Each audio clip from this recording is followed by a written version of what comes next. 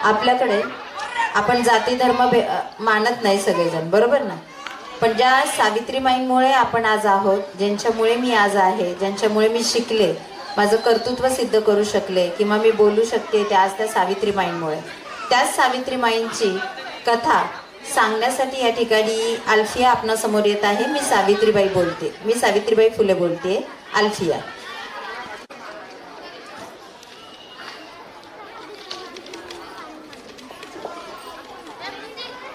हजारो वर्षापासून बहुजन समाजाच्या पायात जखडलेला शृंखला तोडण्याचे कार्य करणार आणि समस्त महिलांना शिक्षणाची दारं खुली करून देणाऱ्या स्त्रीरत्न म्हणजेच सावित्री ज्योतिबा फुले. मी अल्फिया शमीम सत्तार प्रस्तुत करीत आहे एकपात्री प्रयोग. मी सावित्री बोलते, मी सावित्री ज्योतिबा फुले बोलते.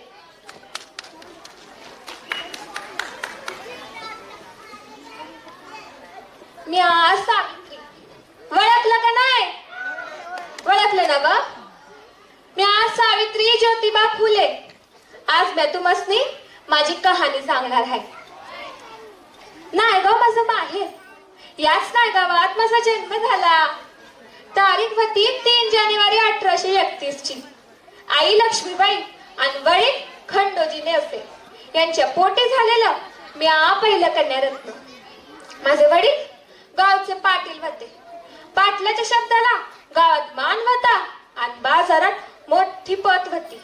आमचं नाही गावात मोठं घर होतं. घर सदा धनधान्यांनी भरलेलं असे. कशाला म्हणून दादात नव्हती. मी आहे ते समासानं वाढू लागले. अशातच 1840 साल उजाडलं. मी 9 वर्षांची झाले. तवाच्या काळी पोरगी 9 वर्षांची म्हणजे कितीतरी मोठी. मग काय, माझ्या लग्नाची चर्चा सुरू झाली. नवरा मुलगा पाहण्याचं काम सुरू झालं. तेव्हा असं समजलं पुण्यात गोविंदराव फुलांचा पोरगा लग्नाचा आहे. त्याचं नाव ज्योतिबा. आत्या सगुणाबाईनं त्याला लहानाचं मोठं केलंय. त्याची आई चिमणाबाई लहानपणीच वारली होती. पण पोरगा शिकलेला आहे, अजूनही शिकतोया. मग काय, आमच्या घरात विचार विनिमय झाला. माझ्या बाळानं ज्योतिबाला पाहिलं. मुलगा पसंत पडला. लग्न ठरलं. लग्न नायगावातच करून दिलं. आणि मग म्या फुल्यांची सून झाली आणि पुण्याला आले की नांदाया. घरात आल्यावर बघते तर काय, इकडं पुस्तक, तिकडं पुस्तक, समधीकडं पुस्तकच पुस्तक.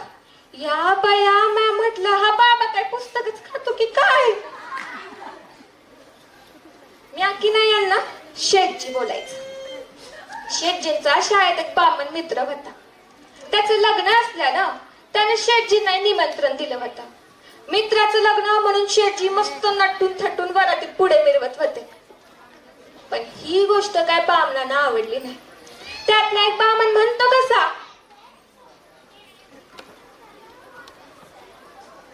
अरे बघा तो माळ्याचा पोर कसा वरातीत पुढे मिरवतोय.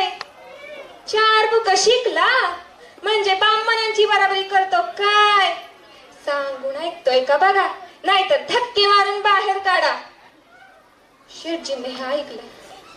त्यांचा चेहरा खरकन उतरला. ते रागाने लालबुंद झाले. त्याच तंत्रीत ते घरी आले.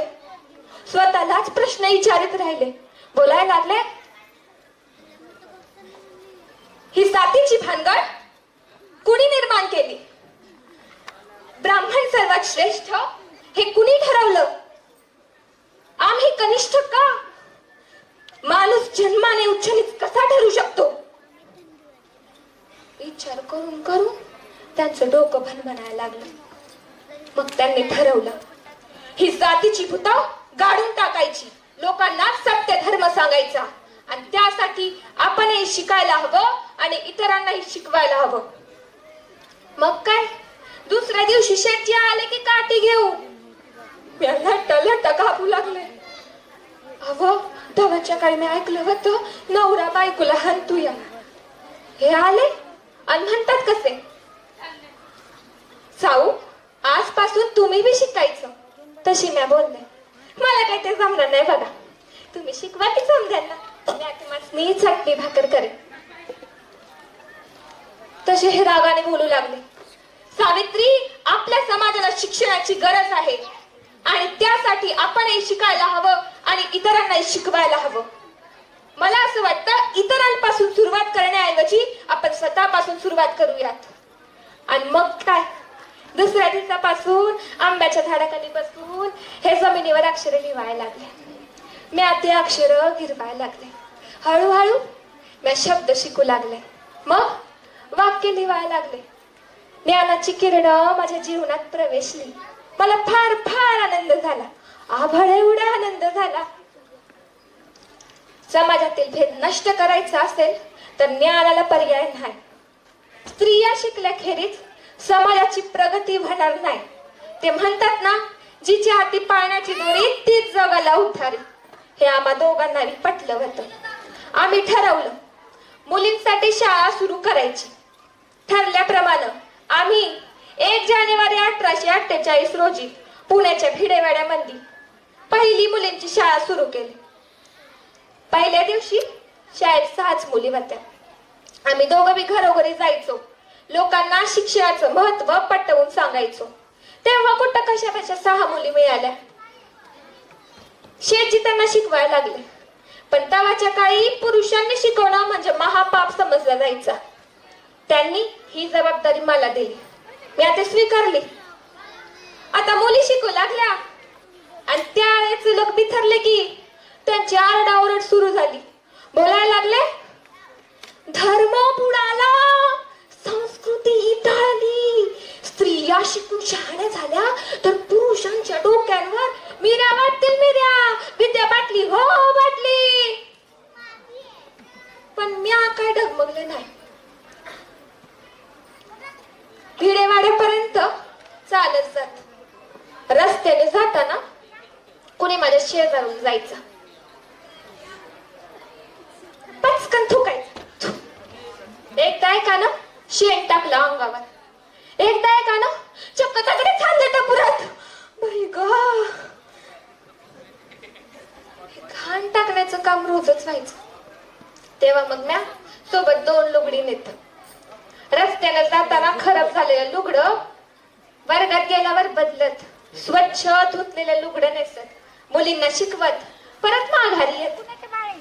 एकदा की नाही मी अशीच शाळेत चालले होते. तेवढं ते गुंड आडवा आलं. त्यानं माझी वाटच अडवली आणि म्हणतो कसा, सावित्री, हे शिक्षणाचं थेर बंद कर. हा जो भ्रष्टाचार आहे ना तो बंद कर, नाहीतर मी तुझी आबरू घेईन आबरू. मी जरा गडबडले पण स्वतःला सावरले. पदर खोचला आणि त्या गुंडाच्या फोकाडीत दिली. काडकन आवाज आला. मग तो गुंडाई गाल चोत चोत पुटपुटला. आईला बाय मारती की राव. आतापर्यंतच्या इतिहासात पुरुष बायकांना हाणत होते. आता एका स्त्रीनं एका पुरुषाला हाणलं. ही गोष्ट पुण्याच्या रस्त्यात भर दिवसा अनेकांच्या साक्षीनं घडली. मग काय, ही बातमी वाऱ्यासारखी अख्ख्या पुण्यात पसरली. सोमदे मला भाया लागले, बोलायला लागले, ही बाळ आहे का भित्तर. मग काय, मंडळी आली की आमच्या घरी. माझ्या सासऱ्याने बोलायला लागली. संग्रह प्रसिद्ध झाला. काव्य फुले हे त्याचं नाव. मी त्यात लिहिलं होतं, जयाची मुळे मी कविता रचिते, जयाची मुळे मी कविता रचिते, जयाची कृपे ब्रह्मानंद चित्ते, जयाने दिली बुद्धी ही सावित्रीला, प्रणामा करी मी यती ज्योतिबाला.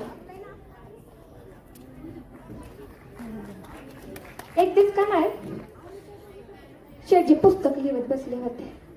अचानक त्यांच्या शरीराची उजवी बाजू लुळी पडली. त्यांनी मला पेन डाव्या हातात ठेवायला सांगितलं. डाव्या हाताने लिहून त्यांनी पुस्तक पूर्ण केलं. हा होता अर्धांगवायूचा आजार. दिवसेंदिवस तो वाढतच होता.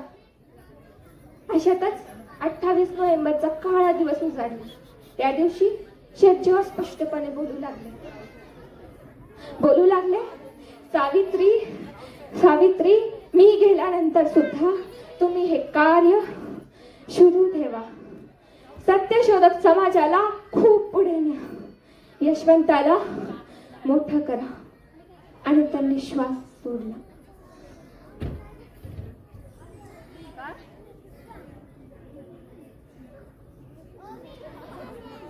यशवंताने तिटवे उचलले तेव्हा माझे मावस दिराडवे आले. बोलायला लागले, थांब यशवंता. सावित्री, तू यशवंताला जन्म दिला नाही, त्यामुळे यशवंताला तिटवे उचलण्याचा अधिकार नाही. मी यशवंताला मागे चाललो. मी ते तिटवे उचललं आणि त्या अंत्ययात्रेचं पुढे चालू लागले. भारताच्या इतिहासातील मी पहिली स्त्री होते जिनं पार्थिवाला अग्नी दिला. शेठजींची शेवटची इच्छा होती की त्यांना घरामागे एका खड्ड्यात पुरून ठेवावं. त्यासाठी मनपाच्या अधिकाऱ्यांनी काय परवानगी दिली नाही. मग मी काय केलं, ती अस्थी घरी आणली, त्या ठिकाणी पुरली, त्यावर तुळशी वृंदावन उभारलं. मी रडत बसले नाही. मी पुन्हा आपल्या कार्याला लागले. मांग महारांच्या अत्याचाराविषयी लिहिणारी मुक्ता साळवे, स्त्री पुरुष तुलना लिहिणारी ताराबाई शिंदे, महिला संपादिका तान्नूबाई बिर्जे, या समध्या कोण व या समध्या आमच्या विद्यार्थिनी. शेठजींना आठवून मला लई अभिमान वाटतो, कारण शेठजी ते पुरुष होते ज्यांनी स्त्री शिक्षणाचा पुरस्कार तर केला, पण त्यावर कार्य करायला प्रत्यक्ष सुरुवात केली. आमच्या लई समाज सुधारक उद्धारक होते व, पण कुणीच मूळ स्त्री शिक्षणाच्या प्रश्नाला हात घालण्याची हिंमत करत नव्हता. 1897 साली प्लेगची मोठी साथ आली. शेकडो माणसे मरायला लागली. मी यशवंताला डॉक्टर केलं होतं, त्याला बोलावून घेतलं. दवाखाना उभारला. मी स्वतः रुग्णांना आणीत, तिकडं भरती करत, त्यांची सेवा करीत. 10 मार्चच्या दिवशी मला कळलं, मुंडवा गावच्या गावकुचा बाहेर महारवाड्यात पांडुरंग नावाच्या मुलाला प्लेगची लागण झाली आहे. हे कळताच मी तिकडे धावले. मुलाला पाठीवर घेतलं. मागं फिरले तर डोळ्यासमोर अंधार पसरला होता. अंगाला ताप आला होता. माझ्या काखेत तपासून पाहिलं तर गाठ्या लागत होत्या. यशवंता, यशवंता, या बाळाला कुणी यशवंताच्या दवाखान्यात घेऊन जाईल का? यशवंता, या बाळाला कुणी यशवंताच्या दवाखान्यात घेऊन जाईल का? तुमच्यापैकी कुणी पुढे येईल का? यशवंता!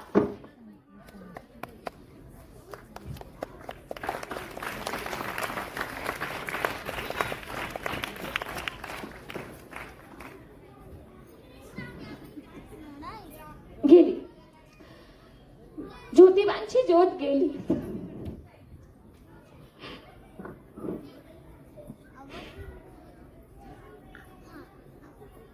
पण ती विझली नाही.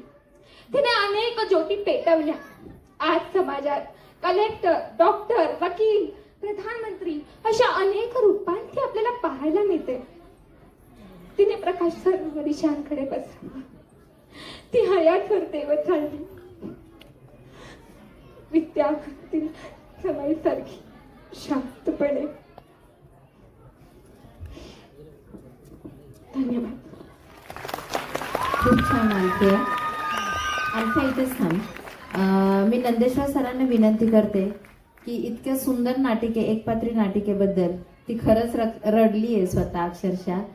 म्हणजे जी गोष्ट आपण मनातून अगदी आत्मीयतेने बोलत असतो, सांगत असतो, त्यावेळेला ते आपण अनुभवत असतो. ते आल्फियाने इथं अनुभवलं.